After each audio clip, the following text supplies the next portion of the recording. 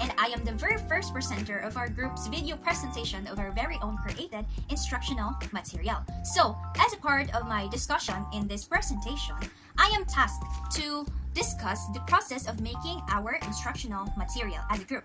And then I will be followed by Miss Pilos, who will be discussing about the introduction or the informations about our chosen instructional material.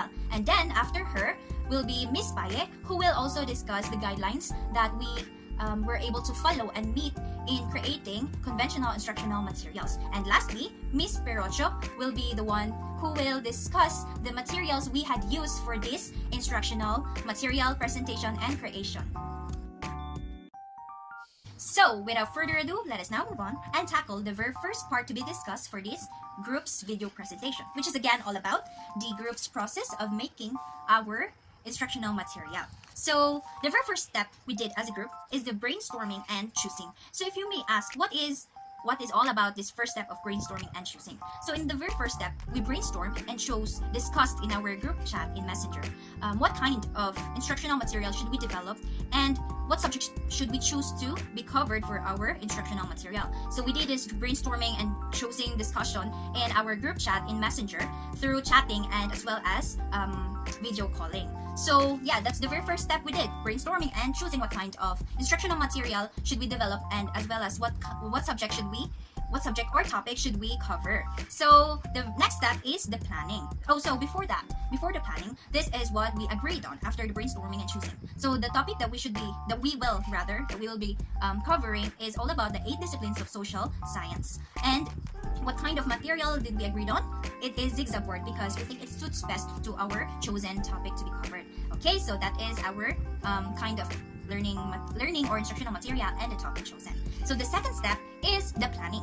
So what is all about in the process of planning? So in planning, through chatting also and video calling, we plan where and when will we be making our instructional material as well as how we will be doing it. So that is all about planning. So we did that virtually and all. So the third step is where we purchase and buy the products or the materials rather that is needed for the achievement of our instructional material creation. So we purchased some of the materials that we don't have in Shoppers Mart, and at the same time we agreed to meet or we arranged to meet for the creation of our instructional material. So next, the fourth step after the purchasing and buying of materials is the executing and developing of the instructional material itself already. So we executed and developed or made our instructional material. At the same time, we purchased and buy the materials needed for it. So according to what is planned in our group, we will meet at Provincial Library at 8 a.m. on October 22, 2022, which is on Saturday, that time before we executed our plan. So after the planning, we did the process of executing and developing our instructional material at that place at that time. So from 8 a.m. that day until 2 p.m., we did our instructional material in Provincial Library on October 22 and Saturday. Okay, so the next after the making, the execution or the making of our instructional materials the base of our instructional material, some of us, some are making the base. Along with that, some are drawing or making the symbols, the designs, the writing, like the calligraphy of our instructional material so that it will be finished as soon as possible. Okay, so the fourth step again is the executing and developing the plan on making our instructional material, and the fifth process is the making of symbols, design, and writing or calligraphy in our instructional material, which all happen at the same day, step 3, 4, and 5 happened at the same day. So the very last step we did, so after making that, after finishing almost like 3/4 of our instructional material, or 75% of our instructional material at that time, from 8 a.m. to 2 p.m. On the very first day of our first week of class, face-to-face classes, we did the finalization. So that's the very last step or process of making our instructional material, the finalizing or finalization of our instructional material, which happened at Paisu at the hallway near our classroom on October 24, the Monday, the very first day of our very first week as a very first face-to-face classes.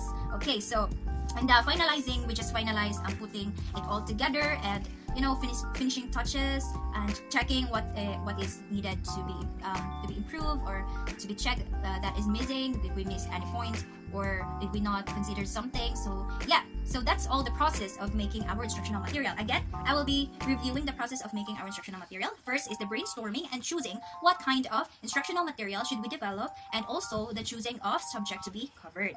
So brainstorming and choosing ang step 1 na mo. Next is the planning of when, where, and how we will develop our instructional material. And third is the purchasing or buying of the materials needed for our instructional material.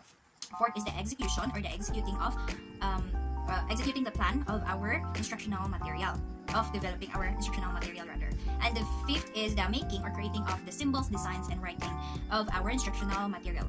They are all parts of the instructional material. And take note that the step 3 and 4 and 5 are all it all happened at the same day. And the very last part, which is all about finalizing or finalization of the process of making our instructional material. So I think that will be all for the process of making our instructional material. And for now, I will be giving the floor to present this video presentation to Miss Pilos. Christine, this is your go.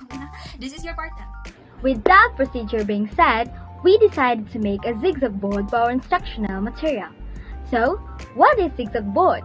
A zigzag board is a series of 3 or 4 rectangular boards or multi-boards that are joined together along the sides by hinges for easy folding and carrying.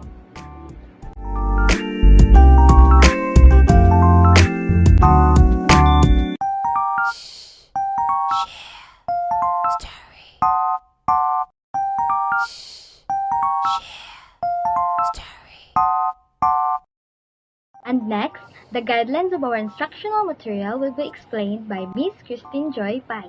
My warm greetings to Ma'am Joanne Talo and to everyone. Without further ado, in constructing and designing to our chosen instructional material, which is Zig-Zag board, we follow a certain guidelines: unity, simplicity, legibility, consistency, clarity, and quality. So, unity. We only use one idea. Simplicity. As you observe, our instructional material is quite simple, but we as the group, we make sure that it will catch and gets everyone's attention. Legibility. We make sure that the text we inserted or putted in our instructional material is readable or easy to read. Consistency. We use the same style and design throughout our output. Clarity. To achieve this, we avoid too small text. And last, quality. Each one of us are exerting effort and have done our best to make this instructional material, Zig-Zag board, neat and clean.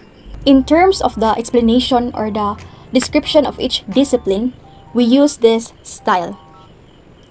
It will help a teacher, especially during a discussion, in a way that he or she could ask first the students regarding their knowledge on that specific discipline, as well as it will give the student the excitement, a total excitement, upon refilling each fold.